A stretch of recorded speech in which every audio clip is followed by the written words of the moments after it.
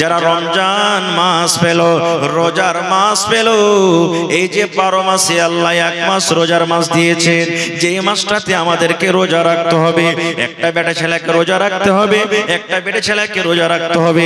যে পাগলা লয়, দিবানা নয়, শরীর স্বাস্থ্য ভালো আছে, কোনো বেমারি নাই, ওই সমস্ত মানুষরাকে রোজা রাখতে হবে। দয়ার নবী বললেন, যে আমার উম্মতরা রোজার মাস পেল, আর রোজার মাস পাওয়ার পর রোজার মাসকে হেলা ফেলা করে কাটিয়ে দিল, রোজা রাখলো না রে, রোজা রাখলো না, তারাবি নামাজ পড়লো না, জিকির আজকার করলো না, কোরআন তেলাওয়াত করলো না, রোজা রেখে নিজের 1 বছরকার জীবনের গুনাহটাকে maaf করতে পারলো না, আল্লাহ তাবারক ওয়া তাআলার ফেরেশতা বলছেন, নবীজি আপনি বলে দেন, ওই লোকটা যেন হালাক হয়ে যায়, ওই লোকটা যেন বরবাদ হয়ে যায়, ওই লোকটা যেন ধ্বংস হয়ে যায়, ওই লোকটা যেন হালাক হয়ে যায়। নারে তাকবীর।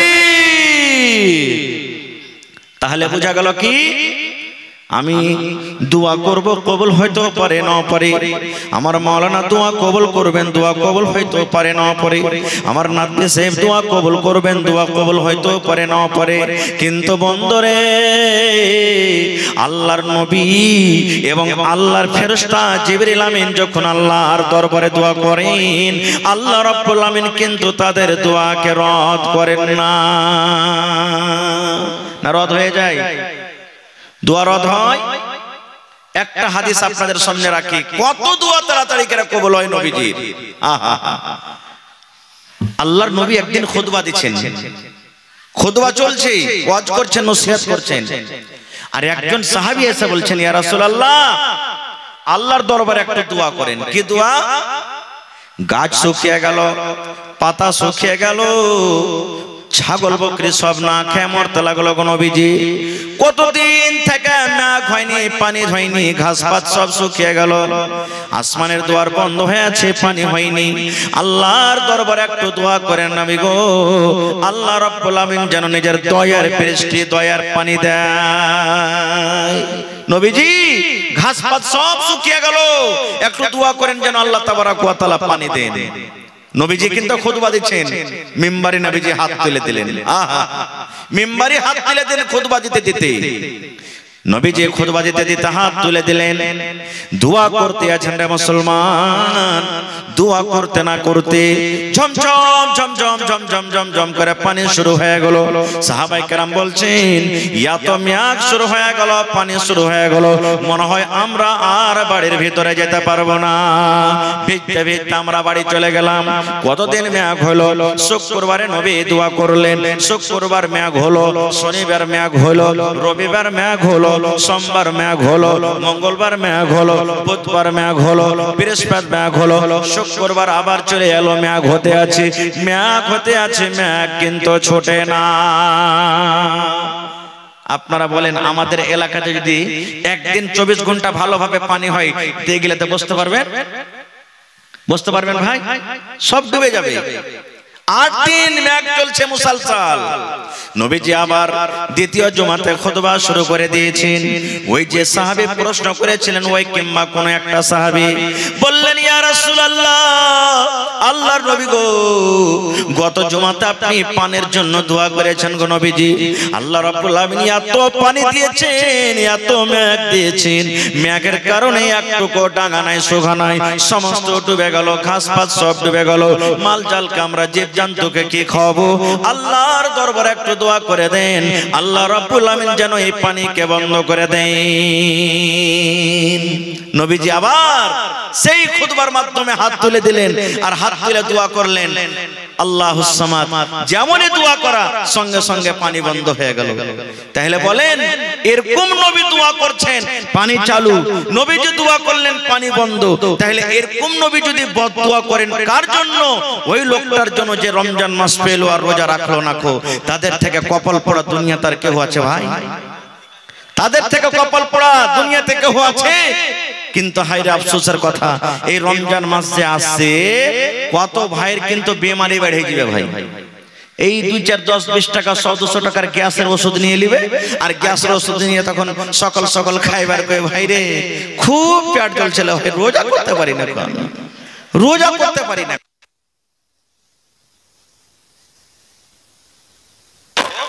কত ভাই দিনের বেলাতে সিগারেট টানবে, বিড়ি টানবে, পান খাইবে, মুখ লাল করে, কেউ হোটেলে খাইবে। ওকে যদি বলেন তো কি করবে? আল্লাহকে দেখে ডরাই না তো মানুষকে দেখে ডরিয়ে কি করবো? কত বড় বদনসিব! কার কি নেবেন? একটা মাওলানার কি নেবেন? আপনি ইমামের কি নেবেন? কিচ্ছু নিতে পারবেন না। দয়ার নবী বদদুয়া করেছেন, আল্লাহর ফেরেশতা আমিন পড়েছেন, বদদুয়া করেছেন, আল্লাহ যে রোজা রাখলো না ওই যেন ধ্বংস হয়ে যায়, হালাক হয়ে যায়, বরবাদ হয়ে যায়। আজকে আমরা নবীর কথার পরে ভরসা রাখতে পারি না, নবীর প্রতি ঈমান রাখতে পারি না। একটা বুখারী শরীফের হাদিস, একজন কালো ধরনের মহিলা নবীর পরে কত বিশ্বাস রাখতো জানেন? মির্গিওয়ালা পেশেন্ট দেখেছেন আপনারা? মির্গির রোগী দেখেছেন? মির্গির রোগী দেখবেন মানুষ আগুন পানি থাকতে গেলে বেমারিটা জোর করবে। একজন কালো ধরনের মহিলা, দেখতে কালো, বুড়ি মানুষ, আল্লাহ নবীর কাছে এসেছেন। আসার পর কি বলছেন? আল্লাহর নবী গো, আল্লাহ রাব্বুল আমিন আমাকে একটা রোগ দিয়েছেন গো নবীজি, একটা বেমারি দিয়েছেন। কি বেমারি? আমার কাছে মির্গির রোগ আছে, আমার কাছে মির্গির অসুখ আছে গো নবীজি। আল্লাহ নবী গো, আগুন বুঝি না, পানি বুঝি না, লোকজন বুঝি না গো নবীজি, বেমারি আমার চালু হয়ে যায়, আমি কিন্তু বেহুশ হয়ে পাগল হয়ে যাই, একটু আল্লাহর দরবারে দোয়া করে দেন। আমার বিশ্বাস আছে, দেখেন মহিলার কেমন কথা, আমার বিশ্বাস আছে, আমার ঈমান আছে, আপনি হলেন আল্লাহর নবী, আল্লাহর দরবারে যদি আপনি দোয়া করেন আল্লাহ রাব্বুল আমিন আপনার দোয়া কবুল করবেন, আল্লাহ রদ করবেন না। কি দোয়া নবী গো? নবী গো, আমি একটা মহিলা মানুষ, আল্লাহ রাব্বুল আমিন আমাকে মির্গের বেমার দিয়েছেন গো নবীজি, একটু আল্লাহর দরবারে আমার জন্য দোয়া করে দেন, আল্লাহ রাব্বুল আমিন আমার যেন এই বেমারিটাকে দূর করে দেয়। আপনারা যেমন মসজিদ ঘরে ইমাম সাহেবকে 500, 1000, 2000 দিলেন, বা এমনি বলছেন একটু ইমাম সাহেব দোয়া করে দেন যাতে এই অমুক জনা মুসিবত আছে, মুসিবত দূর হয়ে যায়। আজকে আপনি দান করবেন, মাওলানা আমার মা কি বাপ কি দাদু দাদি মুসিবত আছে যেন দূর হয়ে যায়, করেন কি করেন না? সেই মহিলা বলছেন ইয়া রাসূলুল্লাহ, একটু আল্লাহর দরবারে আপনি দোয়া করেন যেন আল্লাহ আমার এই মুসিবতটাকে দূর করে দেয়, মির্গির বেমারিটা দূর হয়ে যায়। ভাইরে, এবার নবীজি কি বলছেন দেখেন, রে আল্লাহর বান্দি, আমি তোমার জন্য দোয়া করব, আল্লাহ হয়তো তোমার বেমারিকে ভালো করে দিবেন, কিন্তু বান্দিরে শোনো, তার আগে তোমাকে আমি দুইখানা অপশন দিচ্ছি, দুইখানা আমি তোমাকে রাস্তা দিচ্ছি। 1 নম্বর অপশন, আল্লাহ যে তোমাকে বেমারি দিয়েছে, তোমার কাছে যে মির্গের রোগ আছে রে বান্দি, তুমি যদি সবর করো, তুমি যদি ধৈর্য ধরো, আল্লাহ তোমাকে বেমারি দিয়েছে, তুমি যদি সবর করো, সবর করার কারণে আল্লাহ রাব্বুল আমিন তোমাকে জান্নাত দান করবেন, তুমি জান্নাতের ভিতরে চলে যাইবা। আর যদি তুমি বলো যে না, দোয়া করে দেন আমি যেন ভালো হয়ে যাই, তাহলে আমি নবী আল্লাহর দরবারে দোয়া করতে গেলে হয়তো আল্লাহ আমার দোয়া কবুল করবেন, তুমি ভালো হয়ে যাইবা। তাহলে কি চাও তুমি? তুমি দুনিয়াতে ভালো হয়ে বাঁচতে চাও, তাহলে আমি দোয়া করে দেব। আর না হলে সবর যদি তুমি করো, এই বেমারির পরে সবর করো, ধৈর্য ধরো, তাহলে আল্লাহ রাব্বুল আমিন তোমাকে কিয়ামতের দিন জান্নাত দান করবেন। কি চাও তুমি? নবীজি দুটো অপশন দিলেন, তুমি দুনিয়াতে ভালো হয়ে থাকতে চাও, আমি নবী দোয়া করে দেব, হয়তো তুমি ভালো হবে। আর না হলে আল্লাহ যে তোমাকে বেমারি দিয়েছে, তুমি সবর করতে পারো, তাহলে আল্লাহ তোমাকে জান্নাত দান করবে। তুমি আল্লাহ জান্নাত নিবে না দুনিয়াতে ভালো হয়ে থাকতে চাও? এই জামানার আমরা মানুষ হতাম, কি বলতাম, মাওলানা দোয়া করে দেন জান বাঁচলে লাখ উপায়। কিন্তু ওরে সুবহানাল্লাহ, কেমন মহিলা বলছেন ইয়া রাসূলুল্লাহ, আল্লাহর নবী গো, দুনিয়াতে আমি ভালো হয়ে থাকতে চাই না গো নবীজি, আমি সবর করব, আমি ধৈর্য ধরব, আল্লাহ আমাকে রোগ দিয়েছেন, আল্লাহ আমাকে বেমারি দিয়েছেন, আমি সবর করব, আর সবর করে আমি আল্লাহর জান্নাতে আমি যাইব। কিন্তু নবী গো, একটু আপনি আমার জন্য দোয়া করে দেন, বেমারি ভালো হওয়ার জন্য নয়, আল্লাহ আমাকে রোগটা দিয়েছে, রোগটা যেন দূর হয়ে যায় এই জন্য নয়, এই জন্য দোয়া করে দেন নবী গো। আমি একজন মহিলা মানুষ, আমি একজন নারী মানুষ, আমি রাস্তা দিয়ে হাঁটছি, হাঁটতে হাঁটতে হাঁটতে হাঁটতে হয়তো আমার রোগটা উঠে গেল, আমি পানিতে হাঁটছি, হাঁটতে হাঁটতে হয়তো আমার রোগটা উঠে গেল, আগুনের পাঞ্জরা আমি রান্না বান্না করছি, হয়তো আমার রোগটা উঠে গেল, মানুষ যখন গ্রামে বসে আছে, দরকার হিসাবে আমি কোনো কামে গেলাম, হয়তো আমার রোগটা উঠে গেল, আল্লাহর নবী গো, আপনি জানেন আমি একটা মহিলা মানুষ, আমার রোগটা যখন উঠে যায় আমার হোশ বুদ্ধি কিন্তু সব হারিয়ে যায়, আমার কোনো মাথাতে কোনো হোশ থাকে না, বুদ্ধি থাকে না। আল্লাহ নবী গো, আমি বেহুশে জমিনে পড়ে থাকি, আমি বুঝতে পারি না আমার মাথাতে কাপড় আছে কিনা, আমি বুঝতে পারি না আমার সিনাতে কাপড় আছে কিনা, আমি বুঝতে পারি না আমার পেটে কাপড় আছে কিনা।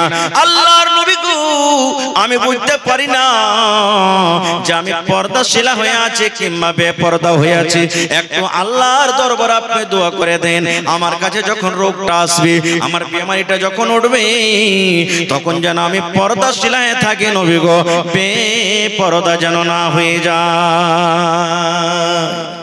সুবহানাল্লাহ। দেখেন এ আমার মায়েরা খালারা, এত একটা সবক পেলেন আপনারা। সেই মহিলা ছিলেন কেমন, যে পর্দাশীলা হয়ে থাকার জন্য রোগ আছে, পর্দাশীলা হয়ে থাকবে এই জন্য নবীকে দোয়া করতে বলছেন।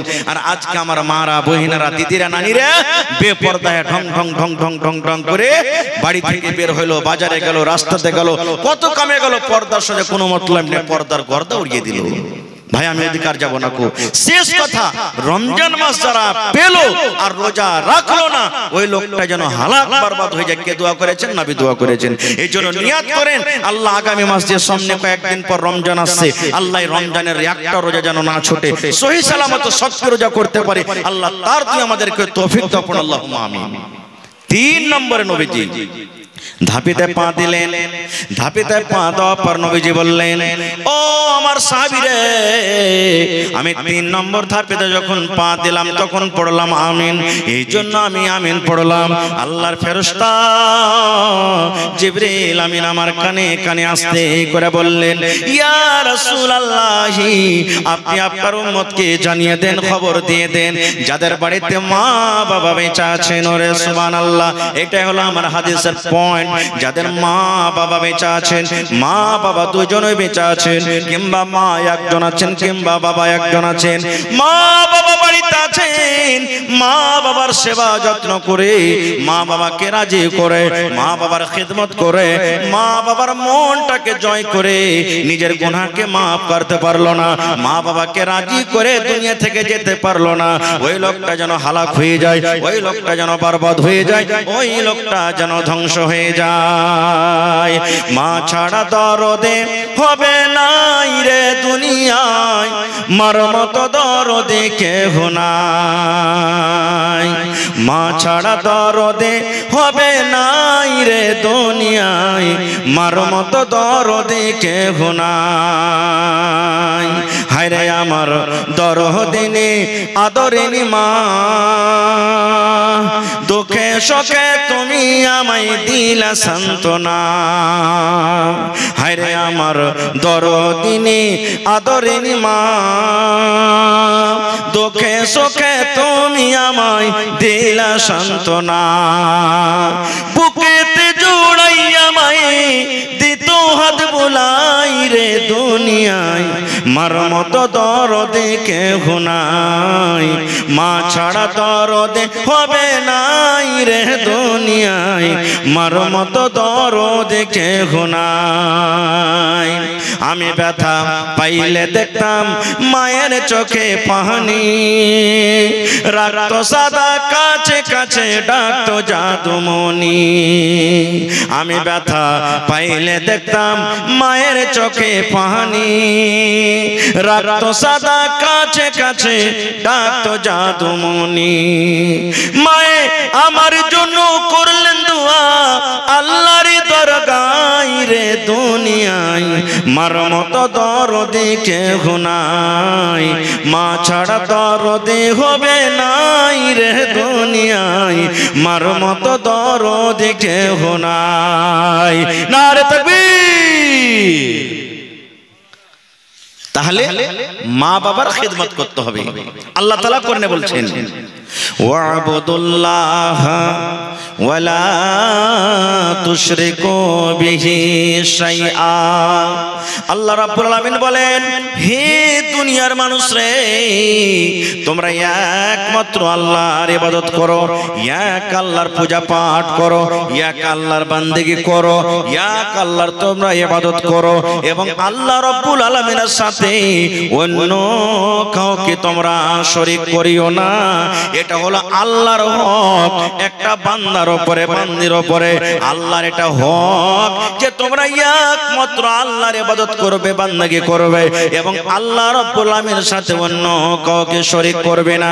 এইবারে 2 নম্বরে আল্লাহ রাব্বুল আলামিন বলেন, হে দুনিয়ার মানুষ, তোমরা আমার হক আদায় করার পর, তোমরা আমার ইবাদত বান্দাগি করার পর, তোমরা আমার পূজা পাঠ করার পর, ওয়া বিল ওয়ালিদাইনি ইহসানা, তোমরা মা বাবার সাথে ভালো ব্যবহার করবে, তোমরা মা বাবার সাথে হোসন সলুক করবে, তোমরা মা বাবার আদর করবে, মা বাবার তোমরা কথা মতন চলবে, মা বাবার তোমরা খিদমত করবে।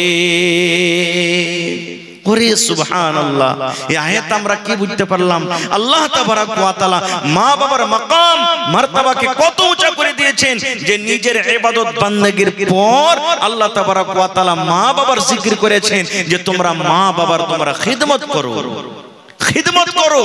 সুবহানাল্লাহ। ভাই আমার, মাতা পিতা আমাদের দুজন বাড়িতে আছে। এই মজলিসে কত লোকের মা বেঁচে আছেন, কত লোকের আব্বা আছেন, কত লোকের মাতা পিতা দুজনই আছেন। আমরা বুঝতে পারি না যখন বেঁচে থাকে যে কত বড় মা বাপ একটা আল্লাহর দেওয়া নিয়ামত।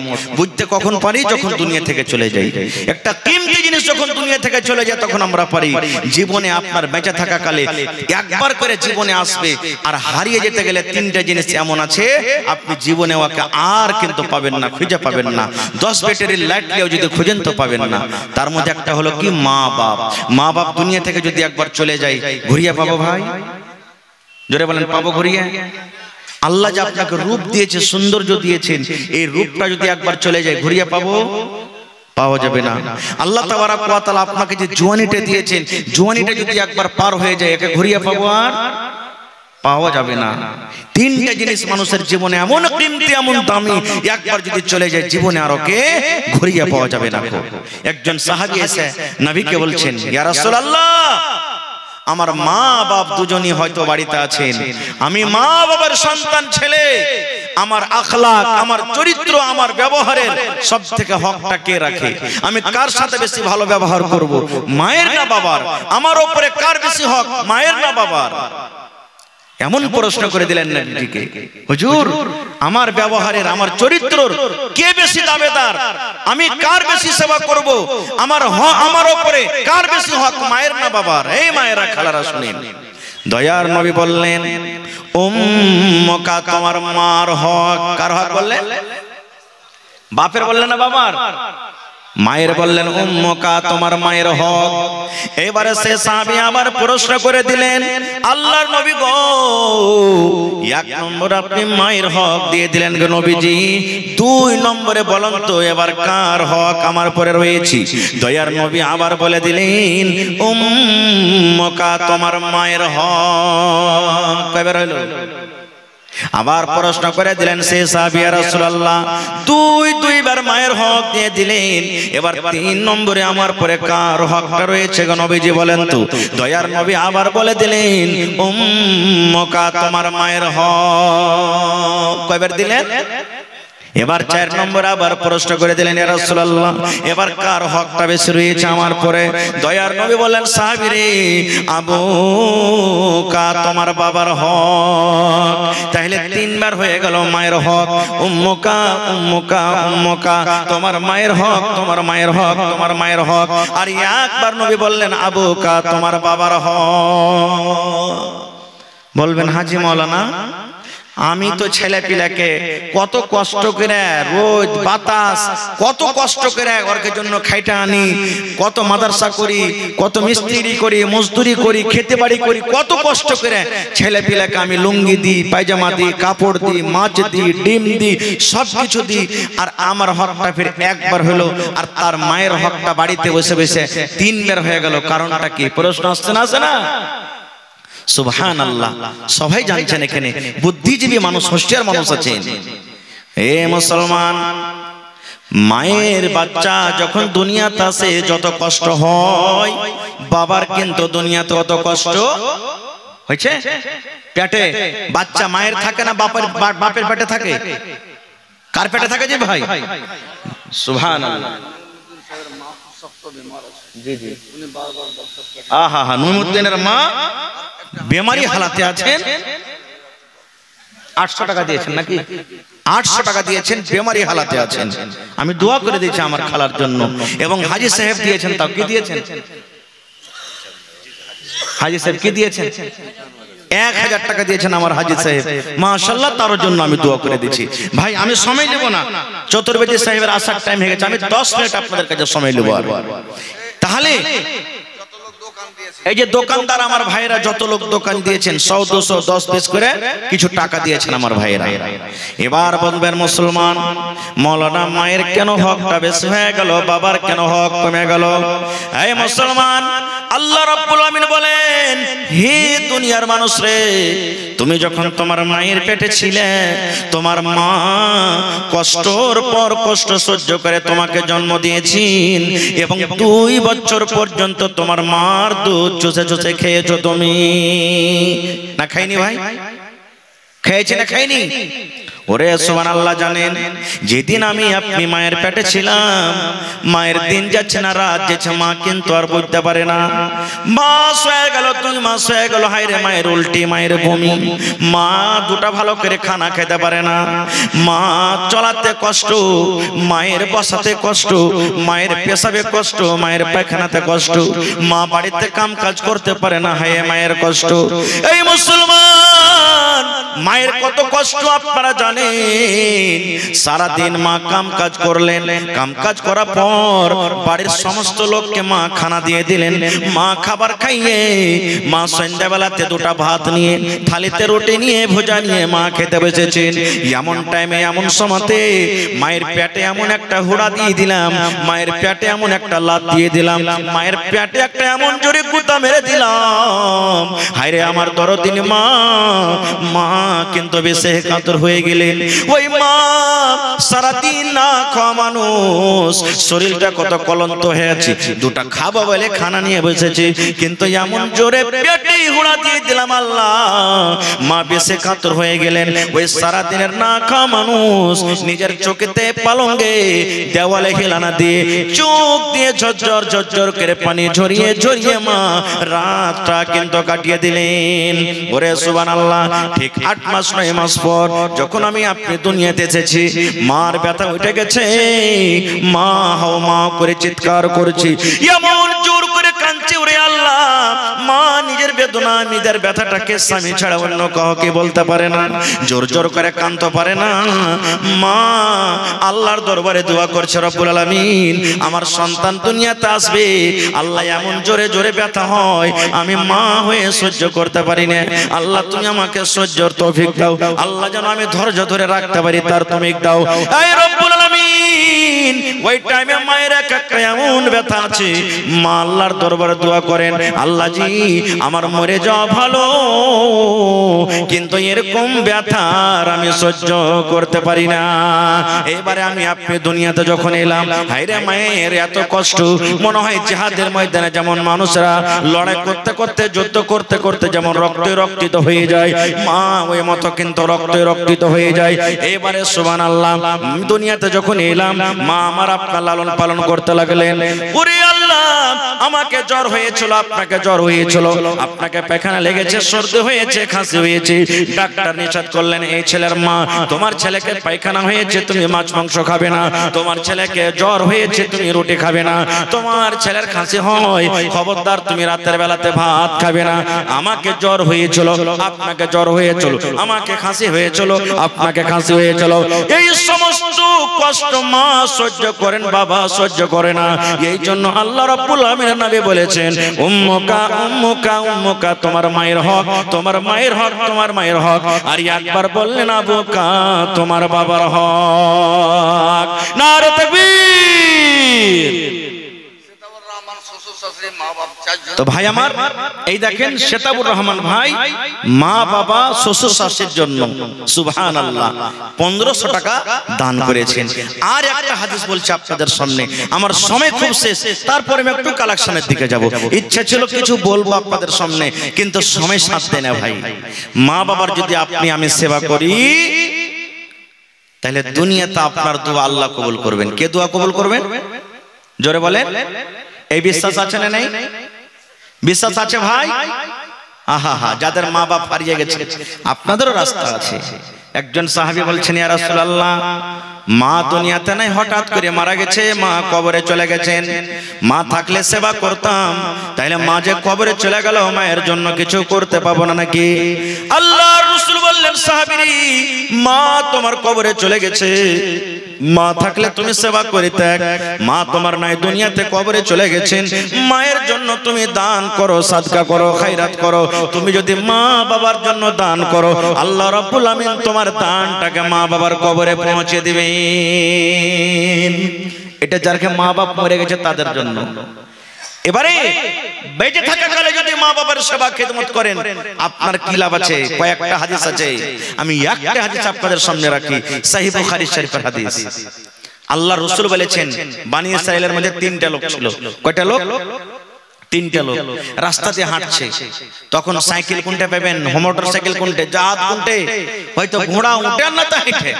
তিনটা লোক হাঁটতে হাঁটতে চলে যাচ্ছে। হঠাৎ করে কোন দিক থেকে মেঘ চলে এলো।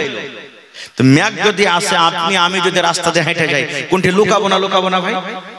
জোরে বলেন, লুকাবো না। এরা তিনটা লোক দেখছে, আরে আশেপাশে কোনো জায়গাতে বাড়ি নাই, মেঘটা ছুটবে, তখন যাবো, চল লুকা। তো কোনটা লুকাবি? দেখছে খানিক দূরে একটা পাহাড় আছে, পাহাড়ে একটা গর্ত খাল আছে, বলছে খালে ঢুকে যা, চল। দৌড়াতে যে তিনজনা খালে লুকিয়ে গেছে। মানুষ কহে যে যেখানে বাঘ ভাল্লুকের ডর হবে, যে তাড়াতাড়ি করে পালাবো, রাত না লাগে, ওইখানে রাত লাগবে, আর না হলে গাড়ি ঘোড়া খারাপ হবে। তিনজন জান বাঁচাবো বলে ওই গর্ততে খালে ঢুকলো। ওরে সুবহানাল্লাহ, পাহাড়ের উপরে বড় ধরনের একটা পাথর রে বন্ধু। ওই পাথর গড়তে ওই গর্তর মুখ জাম হয়ে গেল, বন্ধ হয়ে গেল। জান বাঁচাবো বলে গর্ততে ঢুকলো, আর কত বড় মুসিবত! পাহাড় করতে যেমন মা খালারা ভাত রান্না করে, উপরে হাঁড়ির মুখখানটাকে ঢাকে কি দিয়ে? সরপোষ কিংবা ঢাকনি, নাকি বলে? ঢাকুন বলে, ঢাকুন দিয়ে ওই মতো একবার মুখ জাম হয়ে গেল। এরা তিনজনা তখন খালে পড়ে কইছে, হ্যাঁ হে কি হইলো? জান বাঁচাবো বলে খালে ঢুকনো, আর এই পাথর দিয়ে আমরা চেপে গেল। পাথরটাকে হিলা তো দেখি। তিনজন মিলে যদি হিলাইছে, এক সুতা পর্যন্ত হিলাইতে পারলে না। এরা মনে মনে কইছে, আর উপায় নেই, এখানেই মরে যাবো, এখানেই কবর হয়ে যাবে, আর মা বাপের মুখ দেখতে পাবো না, আর বাড়ি ঘুরে যেতে পারবো না। এরকম সমাতে, এরকম হালাতে তখন ওরা এক অপরকে, তিনজন আছে তো, বলা বলি করছে, হেই একটা কাজ কর, দুনিয়ার সব রাস্তা বন্ধ হয়ে গেছে, গর্তর মুখ বন্ধ হয়েছে, কিন্তু একটা রাস্তা আছে, যদি বাঁচেন তো কে বাঁচাবে? জোরে বলেন, কে বাঁচাবে? আল্লাহ। কেমন করে বাঁচাবে? জীবনে যদি কোনো ভালো আমল করে থাকিস রে ভাই, ওই আমলটা আল্লাহর সামনে রাখ। জীবনে যদি কোনো ভালো নেকির কাম করে থাকিস, ওই নেকিটা আল্লাহর সামনে রাখ, আর আল্লাহকে বল, আল্লাহ এই কামটা যদি তোমাকে রাজি করার জন্য করে থাকি, এই মুসিবত থেকে আল্লাহ তুমি বাঁচিয়ে লাও। তখন একজন বলছেন, কথা তো ঠিকই রে। তখন বলতে লাগলো, তিনজনের কথা বলতে যাব না, অনেক সময় লেগে যাবে, একটা লোকের মাত্র কথা। কি? একজন বলতে লাগলো, ভাই রে, আমার বাড়িতে বুড়া মা বাবা ছিল রে ভাই। কে ছিল? বুড়া মা বাবা আমার বাড়িতে ছিল। আমি বকরি চড়িয়ে খেতাম, আমার ব্যবসা, আমার কাজ ছিল ছাগল চড়িয়ে আমি খেতাম। আমি ছাগল চড়িয়ে সন্ধ্যাবেলাতে বাড়ি এসে সর্বপ্রথম আমি দুধ দহন করতাম। আচ্ছা, দোয়া করে দিচ্ছি। আমি বকরির দুধ দহন করতাম, আর দুধ দহন করে আমার বাড়িতে আমার বেটি বেটা ছিল, ছেলে মেয়ে ছিল, তাদেরকে আমি দিতাম না। সর্বপ্রথম আমার মা বাবাকে আমি দুধ দিতাম। আমার মা বাবার যতক্ষণ পর্যন্ত পেট ভরে দুধ পান না করা হতো, আমার ছেলে মেয়েরাকে আমি এক ঢোক দিতাম না।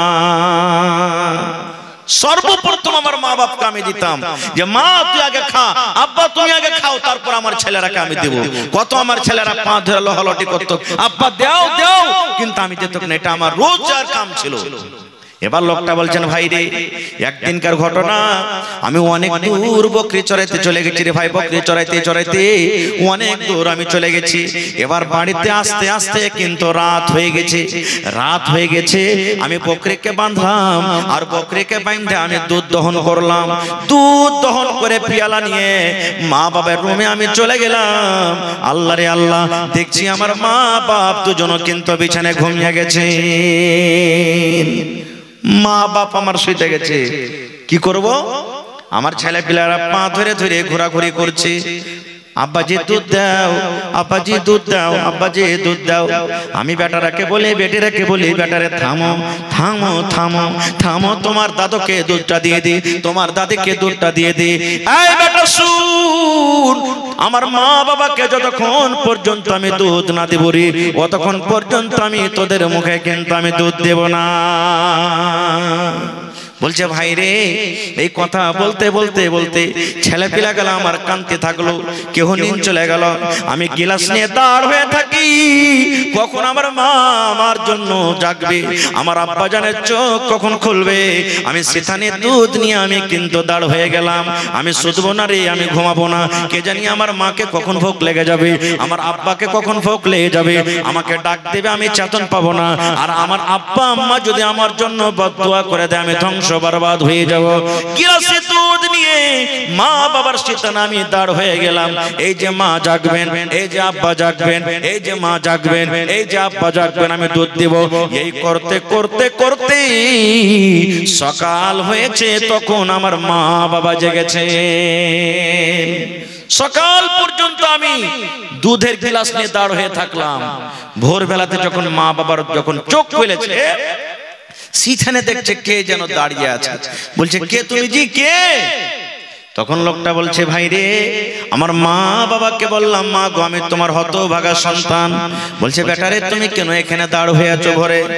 বলছে মা, আমি অনেক দূর আজকে বকরি চড়াইতে চলে গেছিলাম, বাড়িতে আমার আসতে লেট হয়েছে। আমি দুধ দহন করে যদি আসছি, দেখছি তোমরা ঘুমিয়ে গেছো, আর আমি এক গিলাস নিয়ে দাঁড় হয়ে আছি, কখন তোমরা জাগবে, কখন তোমাদেরকে আমি দুধ দেব। কিন্তু মা তোমরা না জাগছো, আমি না তোমাদেরকে দুধ দিতে পারছি। মা গো, গোটা রাত আমার কেটে গেল, আমি সিথানে দুধ নিয়ে দাঁড়িয়ে আছি। ওরে ভাই আমার, দেখেন কেমন মা বাবা। ওরে সুবহানাল্লাহ। লোকটা বলছেন ভাই রে, আমার মা এই কথা শুনে আমাকে এরকম ভাবে বলছে, বেটারে আয় আয়, তুই আমার কোলে একবার আয়, আমার বুকে বুকে তুই একবার লেগে যা। এবার বুকে বুকে মায়ের লেগে গেলাম। মা সুন্দর করে আমাকে দোয়া দিলেন, এই রব্বুল আমিন, আমার ছেলে আপনার জন্য যা করেছে, আমার ছেলে আমার জন্য যা করেছে, আমি মা খুশি হয়ে গেছি, মা আমি রাজি হয়ে গেছি। আল্লাহ তুমি আমার ছেলের উপরে তুমি রাজি হয়ে যাও। এই রব্বুল আমিন, আমার ছেলে যদি দুনিয়ার কোনো মুসিবতে পড়ে যায়, দুনিয়ার যদি কোনো পেরেশানিতে পড়ে যায়, আল্লাহ জি ওই আমার ছেলেকে দুনিয়ার মুসিবত থেকে তুমি উদ্ধার করে নিও।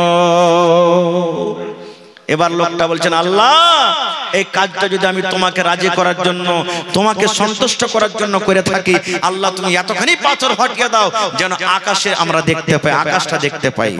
যেই পাথর তিনজন মিলে হটাতে পারলো না, যেমন নিজের ঘটনাটা বয়ান করা, আল্লাহর রাসূল বলেছেন পাথরটা হটতে হটতে হটতে তিন ভাগ করে এক ভাগ মুখ থেকে পাথর হইটা গেল। আকাশ দেখতে পেলে কিন্তু এখনো বাড়ার চান্স নেই, বাড়াইতে পারবে না। কি বুঝলেন হাদিস থেকে, ঘটনা থেকে কি বুঝলেন? মা বাবা একটা এমন বড় নিয়ামত, যদি মা বাবার সেবা যত্ন করেন, মা বাবার যদি নেক দোয়া যদি আপনি আমি পেয়ে যাই, ভাই দুনিয়া আখিরাত ধন্য হয়ে যাবে। দয়ার রাসূল বলেছেন, মা বাবা রাজি আল্লাহ রাজি, মা বাবা নারাজ আল্লাহ নারাজ। তবে হ্যাঁ, প্রত্যেক কথা কিন্তু মা বাবার শুনতে হবে না। যেটা শরীয়ত বিরোধী কাজ, যে কাজ করতে গেলে গুনাহ হবে, যে কাজ করতে গেলে পাপ হবে, আল্লাহর কোরআন বলছেন যে ওয়াইন জাহাদাকা আলা আন তুশরিকা বিহি মা লাইসা লাকা বিইল ফালা তুতিহুমা। এমনই তোমাকে মা বাবা কাজ করার আদেশ করছে, যে কাজটা করলে শিরক হবে, গুনাহ হবে, পাপ হবে, যেটার ব্যাপারে তোমাকে ইলম নেই, জ্ঞান নাই, আল্লাহ বলছেন এরকম কাজ তোমাকে করতে হবে না। আমি 2 মিনিট আর একটা ঘটনা আপনাদের সামনে রাখছি। হযরত ওমর রাদিয়াল্লাহু তাআলা আনহুর জামানাতে যখন ওমর ফারুক খলিফা ছিলেন, সুবহানাল্লাহ, একদিন রাতের বেলাতে হাঁটছেন, গাছটা করছেন কোন বাড়িতে কে মুসিবতে আছে, কোন বাড়িতে কে না খেয়ে আছে, কোন বাড়িতে কার কোন পেরেশানি আছে, এই দেখার জন্য রাস্তা দিয়ে হাঁটছেন, ভেষ বদলে রাস্তা দিয়ে হাঁটছেন। দেখছেন হাঁটতে হাঁটতে একটা বাড়িতে মা বেটির আওয়াজ আসছে, ঝগড়া করছে, এরকম মনে হয়েছে ঝগড়া হয়েছে। হযরত ওমর রাদিয়াল্লাহু তাআলা আনহু মুসলমানের রাজা আমিরুল মুমিনিন বলছেন ব্যাপার কি, এত রাতে মা বেটির আওয়াজ আসছে বাড়িটা থেকে, কারণটা কি? এবার কান লাগিয়ে দিলেন, কি কথা বলছে এরা। মা বেটিকে বলছেন, বেটি রে দুধে তুমি পানি মিলিয়ে দাও রে বেটি, দুধে তুমি পানি মিলিয়ে দাও। দুধে পানি মিলাইতে গেলে দুধটা বেশি হয়ে যাবে, টাকা আমরা বেশি পাবো, ওজনটা বেড়ে যাবে, এই জন্য বেটি রে দুধে তুমি পানি মিলিয়ে দাও। মা বলছেন বেটিকে, বেটি দুধে তুমি পানি মিলিয়ে দাও। বেটি কি বলছেন জানেন? মা গে এটা কাজ আমি করতে পারবো না গে মা, এই কাজটা আমার দ্বারাতে করা হবে না। বলছে কেন পারবি না রে বেটি, কেন তুই এই কাজটা করতে পারবি না? বলছে মা গে উমর রাদিয়াল্লাহু তাআলা আনহু যিনি আমাদের রাজা, যিনি আমাদের আমির, উনি বলেছেন যে দুধটা হলো আল্লাহ রাব্বুল আলামিনের পক্ষ থেকে জান্নাতের একটা খুব বড় দেওয়া নিয়ামত, এই জন্য দুধে পানি মিশাল করতে গেলে পাপ হয়ে যাবে, গুনাহ হয়ে যাবে। মা গো আজকে আমি দুধে পানি দিতে পারবো না, মা আমি দুধে পানি দিতে পারবো না। তখন মা বলছেন বেটি রে তুই যে বলছিস যে দুধে পানি দিতে পারবো না, ওমর ফারুক নিষেধ করেছেন, তো ওমর ফারুক কি এখন এখানে আছে, তোমাকে কি দেখতে পাবে? বলছে মা গো ওমর ফারুক এখানে না থাকতে গেল, ওমর ফারুক না দেখতে গেল, একজন দেখছেন যার নাম হলো কে? আল্লাহ। আমি কিন্তু দুধে পানি দিতে পারবো না। বলার উদ্দেশ্য আরো কিছু কথা আছে, আমি যাব না ওদিকে। বলার উদ্দেশ্য হলো এই ধরনের যদি মা বাবা গুনার জন্য আদেশ করে, সে কথা আমাদেরকে শুনতে হবে, শুনতে হবে না কো, এতে কোনো রকমের গুনাহ হবে না কো, পাপ হবে না। হ্যাঁ দুধে পানি মিশাল করতে পারেন, বাড়িতে এক পোয়া দুধ আছে, 5টা ভাই বোন আছেন, দুধ জুটে না, একটু পানি মিশাল করে দিলেন খাওয়ার জন্য, নিজের বাড়িতে ব্যবহার করার জন্য, কিন্তু কাহাকে ধোঁকা দিয়ে ফাঁকি দিয়ে ওজন বাড়বে, বিক্রি করব, 1 কিলো দুধ আছে 1 পোয়া পানি দেব, 1 কিলো দেব, ওজন বেশি হবে 1.5 কিলো দাম পেয়ে নেব, এটা হলো হারাম শরীয়তে, এটা আল্লাহ রাসূল নিষেধ করেছেন। ভাই মুসলমান বলার মেলায় কথা আছে, তবে আজকে এই মজলিসে দান আলহামদুলিল্লাহ মেলে লোক করেছেন। শেষের বেলাতে আমি দেখি কোন আল্লাহর বান্দা আছেন যে নিজের মা বাবার প্রতি মহব্বত ভালোবাসা রাখেন, যে নিজের মা বাপকে ভালোবাসেন, ভাই মারা গেছেন কিংবা দুনিয়াতে বেঁচে আছে। আল্লাহ রাসূল বলেছেন যে যা 3টা আমল এমন আছে, ইজা মাতাল ইনসান, মানুষ যখন মরে যায় সমস্ত আমল তার বন্ধ হয়ে যায়, ইল্লা মিন সালাসা, 3টা আমল ছাড়া। 3টা আমল এমন আছে যে আপনার মরার পরও কবরে কিন্তু নেকি পৌঁছতে থাকে, বন্ধ হয় না। তার মধ্যে একটা হলো কি, নেককার সন্তান, নেককার আওলাদ, নেককার বেটা বেটি। এই যে আপনারা দিনদার নেককার সন্তান মা বাবার বসে আছেন, আপনি যদি মা বাবার জন্য দান করেন, এই দানটা আল্লাহ তাআলা আপনার কবরে পৌঁছে দেয়। দেখি গত রাতের আগা রাত্রে আমি একটা জালসাতে ছিলাম বাউরা সোনালিতে, একজন মহিলা বেনামিতে 1 লক্ষ টাকা দান করলেন, মসজিদের জালসা। সুবহানাল্লাহ। একজন ভাইকে বললাম কেউ আল্লাহর বান্দানে জমিন দিবেন না, একজন মাওলানা 2 কাঠা জমিন দান করলেন, 2 কাঠা, কেউ 1 লাখ, কেউ 2 লাখ, কেউ 5 লাখ। গত বছর আগা বছর একটা জালসা করলাম খড়বড়িতে, একজন আল্লাহর বান্দা মসজিদের জন্য 7,95,000 টাকা নগদ আমার হাতে ক্যাশ দিলেন জালসাতে। আল্লাহুস সামাদ। তো দেখি আজকে আমার কোন ভাই কোন দাদি নানি এমন আছেন এই মসজিদের জন্য 1 কাঠা কিংবা 1 ডিসমিল জমিন গালা দান করতে পারবেন না? দেখি জমিনদার মেলায় লোক আছেন। সুবহানাল্লাহ। আল্লাহ রাসূল সাহাবীদেরকে বললেন মসজিদের সামনে একটু ফাঁকা জমিন আছে, নবীজি বললেন এই জমিনটা কিনে যে মসজিদে লাগাবে আল্লাহ তাবারাক ওয়া তাআলা তারকে জান্নাত দান করবেন, জান্নাতে চলে যাবে। কেমন আছো? ওসমান গনি দাঁড় হয়ে গেলেন, ইয়া রাসূলুল্লাহ আমি এই জমিনটাকে যত টাকা লাগবে কিনে মসজিদে লাগিয়ে দেব। আল্লাহুস সামাদ, নবীজি তার জন্য জান্নাতের ঘোষণা করে দিলেন। ভাই আমার দেখি কোন আল্লাহর বান্দা আছেন আজকে এই মাহফিলের মধ্যে মসজিদের জন্য 1000 ইট দান করতে পারবেন? দেখি কোন আল্লাহর বান্দা আছেন 100 সেফটি বালু দান করতে পারবেন, 100 সেফটি গিট্টি দান করতে পারবেন, কেউ এক কন্ট্রোল রড দান করতে পারবেন, এবং মা বাবাকে স্মরণ করে দেখি কোন আল্লাহর বান্দা আছেন 50 ব্যাগ সিমেন্টের আমি আবদার করলাম আপনাদের কাছে। কেউ 1 বড়া, কেউ 2 বড়া, কেউ 5 বড়া, কেউ 10 বড়া, কেউ 20 বড়া, কেউ 25 বড়া, এই করে করে 50 বড়া সিমেন্টের আবদার করলাম। দেখি কোন আল্লাহর বান্দা আছেন নিজের মা বাবার জন্য বেঁচে আছে কিংবা মারা গেছেন, 50 ব্যাগ সিমেন্টের আমি আবদার করছি। দেখি কোন আল্লাহর বান্দা আছেন এবং 500, 1000, 2000 করে যা পারবেন, যেটা যে ভেবে এসেছেন আল্লাহর রাস্তায় সবাই দিবেন, কেউ ঘুরে যাবেন না। 10 মিনিটে নিজের নিজের দানটাকে দিয়ে দেন ভাই। আমার সময় শেষ হতে যাচ্ছে, চতুর্বেদী সাহেব চলে আসছেন, তার মুখ থেকে আপনাদেরকে শুনতে হবে নতুন চেহারা। তবে দেখি আমার হাতে কয়েকটা লোক দান করে গেছেন, একজন 500, একজন 500, একজন আল্লাহর বান্দি মুসিবতে আছে। আমার মাওলানা বললেন 800 টাকা দান করেছেন, আমার হাজী সাহেব 1000 টাকা দান করেছেন। মাশাআল্লাহ, জাযাকাল্লাহ। রব্বানা যালামনা আনফুসানা 1000 টাকা, আর এই ইসরাইলের যদি ওয়া ইল্লাম তাগফির লানা ওয়া তারহামনা লানাকুনান্না মিনাল খাসিরিন। জি, রব্বানা আতিনা ফিদ দুনিয়া হাসানা ওয়া ফিল আখিরাতি হাসানাতাও ওয়া কিনা আযাবান নার। আল্লাহ 500 করে কয়েকজন দিয়ে গেল। আমার হাজী সাহেব 800 টাকা দিয়ে গেলেন। আল্লাহ মুজাম্মিল সাহেবের বাড়ি থেকে 1000 টাকা এসেছে রব্বুল আলামিন। আল্লাহ একজন তোমার বান্দি কাঁসার বদনা আল্লাহ চামচ দিয়ে গেছে। আল্লাহ আরো একজন 100 টাকা। আয় রব্বুল আলামিন, তোমার ঘরকে যারা ভালোবাসে আল্লাহ তারাকে ভালোবাসো।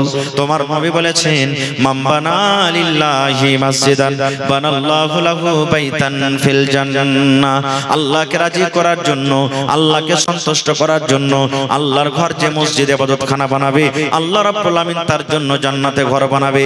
এই আশা ভরসা নিয়ে আল্লাহ দেখো তোমার বান্দা বান্দি রেখে দান করে যায়। আল্লাহ তারকে দানকে তুমি কবুল করে নাও, মনের আশাকে আল্লাহ পুরা করো। আমিন। উসমান 5000 টাকা এতে দেখেন, উসমান 5000 টাকা দান করলেন, মোবাইলের ভিতরে অনলাইন ঢুকিয়ে দিয়েছে। নারে তাকবীর, মাশাআল্লাহ, জাযাকাল্লাহ, হায়াকাল্লাহ, বারাকাল্লাহ। আল্লাহ উসমান ভাই দেখো 5000 টাকা আল্লাহ জমা করে দিলেন। 5 লক্ষ টাকা মনে করে তুমি কবুল করে নাও, মনের আশাকে আল্লাহ পুরা করো। যতদিন দুনিয়াতে বাঁচবে ঈমানের হালাতে রাখো, নেককার করে রাখো, দিনদার করে রাখো। আয় রব্বুল আমিন, আত্মীয় স্বজন যারা কবরে চলে গেছেন, জানি না রে মাওলা তারা কবরে কি হালাতে আছে, আল্লাহ তাদের কবরে তুমি জান্নাতের বিছানা দিয়ে দাও। আরো একজন 500 টাকা, আরো একজন 200 টাকা, আরো একজন 100 টাকা করে গেল দান। এই দান কবুল করো তুমি সুবহান, পূরণ করো আল্লাহ তার মনের আরমান। ওগো আল্লাহ দয়াময়, তুমি কাদের গনি, ভবিষ্যতে পিলাইও নবীর হাতের পানি। আমিন। আসেন ভাই, তাড়াতাড়ি 5 মিনিট 10 মিনিটের মধ্যে নিজের নিজের দানটাকে দিয়ে দেন। যারা যারা বাকি আছেন ভাই, কেউ আল্লাহর রাস্তে খালি থাকবেন না। কোন দানে কখন আল্লাহ রাজি হয়ে যাবে। কিতনি ছোটি হোনে কি উসে হলকি না জান, রব की बख्शिश के लिए कोई बहाना चाहिए। এই দেখেন আকমাল হোসেন সাহেব 1 কুইন্টাল আমরা মা খালারকে পিন্ডাল একবার চাদর দেন মাওলানা, কাহ কি পাঠান মা খালারকে পিন্ডাল একবার চাদর ঘুরবে। আমার বহিনেরা মায়েরা খালারা দিদিরা দিবে, গলার হার নাকের নাকমণি, সুবহানাল্লাহ, একটা ছাগল গলা কিন্তু কেউ দেয়নি এখন পর্যন্ত। আংটি গলা দিয়ে পাঠান মায়েরা। আমার ভাই কি নাম, নূর আলম সাহেব 500 টাকা জমা করলেন। মাশাআল্লাহ। এই দেখেন আমার ভাই বসিমউদ্দিন সাহেব 100 টাকা দান করলেন। মাশাআল্লাহ, জাযাকাল্লাহ। আল্লাহ আমার ভাইয়ের দানকে তুমি কবুল করে নাও, মনের আশাকে আল্লাহ পুরা